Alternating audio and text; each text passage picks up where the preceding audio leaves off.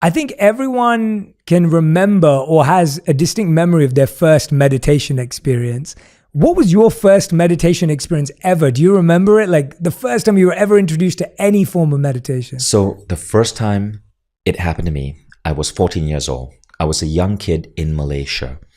And I decided to try a form of meditation that I learned from a book called The Silva Method, a really old 1960s, 1970s book.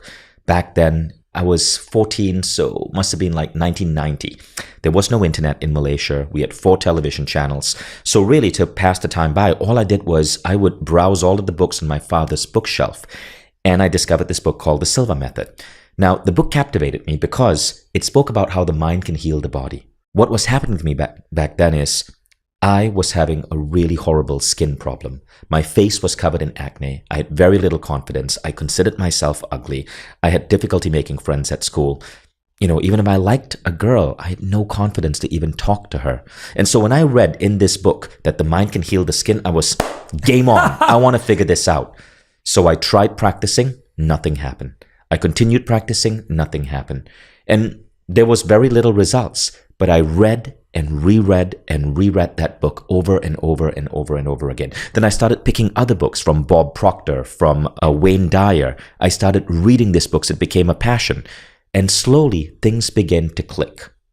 And one day, applying the Silva Method, at this point I was 17 years old, things had finally started clicking. I began to understand it's not just about hoping and wanting your skin to heal. There was a process, there was a method, there was a psychology. When it clicked, in 5 weeks, I completely healed my skin. 5 years of skin disease healed in 5 weeks. Today, science talk about this as a thing. It's called psychodermatology, how your mind influences your skin.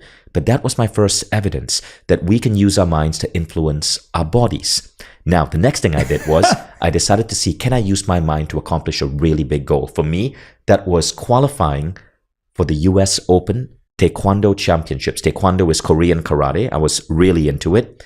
And I managed to qualify. My first ever trip to the United States, which was my dreamland. Since I was like a kid, I wanted to go to America. My first ever trip was to the US Open to represent my country. It was in Colorado Springs in 1993. My first time I fell in love with America, but it became because I visualized that in my mind. And that was my beginning, the beginning of my fascination with the human mind that would later lead to me starting Mind Valley and writing this book. That's amazing. I love that story for so many reasons. A, because, well, let me just break this down for everyone. You had an intention that was very clear. Even if it was to save your skin or to impress a girl or whatever it was, you were clear of why you wanted to meditate. The second thing was you were happy to read the book again and again and again. And I think that takes a lot of resilience, because most of us, when we try something once and it doesn't work, we give up. And the third thing is you didn't just test on something small. Once you saw a small result, you were like, well, does this apply to something bigger? And I think those 3 lessons in and of themselves are so powerful. What has changed in the benefits to you of meditation today? At that time, it was solving your skin. It was getting focused around the Taekwondo championships. How do you view meditation? Like, what is its use in your life today? Because I feel like so many people keep telling us to meditate, and there's so many benefits, but for you personally, what's the reason? So I grew up in a Hindu family in Malaysia. Meditation was never what I was taught. The style of Hinduism I was taught was very dogmatic. You had prayers, you had chants, you had mantras, and I found it, oh God, so boring and irritating. I hated being dragged to temple to listen to a priest speak in Sanskrit, a language I didn't even understand. So when I was 19, I gave up Hinduism. I decided the religion was not for me. I read a quote by Gandhi that said, I'm a Hindu, and I'm a Muslim, and I'm a Christian, and I'm a Jew, and I'm a Buddhist. And I thought, that's it. I want to study and unite ideas from all of these different spiritual practices. And so that was my beginning. I got obsessed with spirituality. I started reading books by Esther Hicks, by Neale Donald Walsch, and I became particularly captivated by the spirituality that was emerging from the United States. From everyone, from Paramahansa Yogananda, who was an Indian who crossed over here, to Neale Donald Walsch, to especially Jose Silva. Now, a lot of them spoke about spirituality. What made Jose Silva's work different was that he broke it down into actionable steps. And that's what fascinated me most. So a lot of people spoke about meditation, about sitting still, about going within. Jose Silva would teach the method. You're going to do this method to reduce your brainwave frequency to the alpha level, this method to get it down to the theta level, this method of positioning your eyes to activate alpha frequency in your brain, this method to reprogram your subconscious, this method to manifest a goal, this method to do healing. And that structured approach captivated me. Now, we call that active meditation. That's a word Jose Silva used. Osho used the same word, active meditation.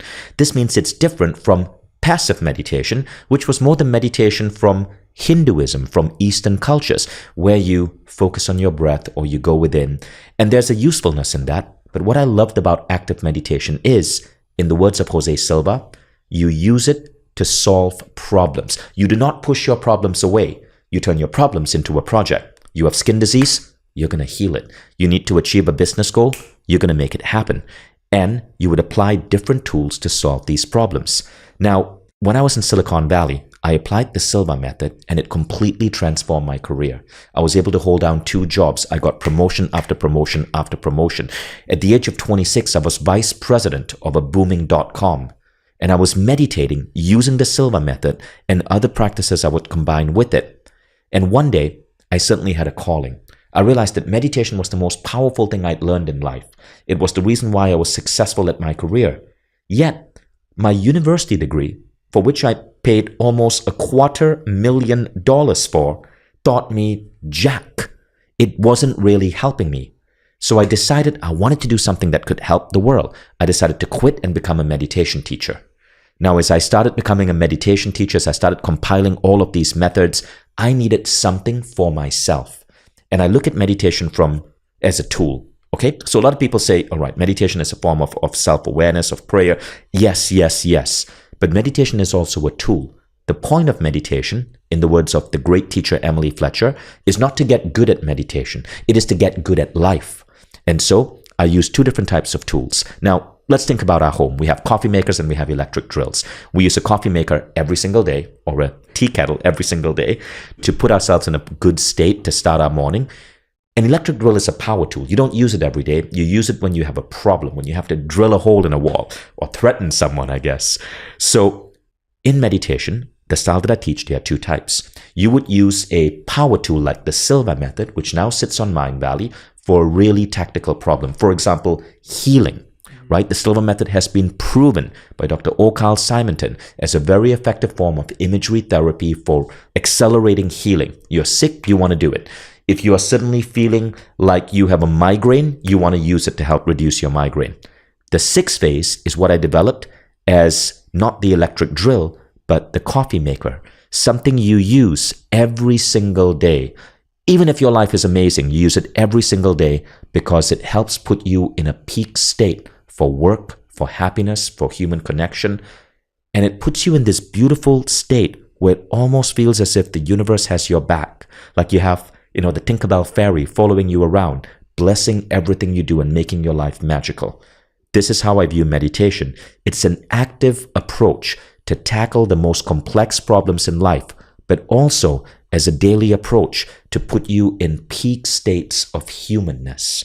This is why I love talking to you, because I love that explanation. And I think that breakdown of how meditation can be used differently for different challenges is fantastic. And I love the analogy with the tea kettle we'll go with and the drill, because I do think you're right that we've made meditation, what you just said, is about becoming good at meditation, which is absolutely irrelevant to life.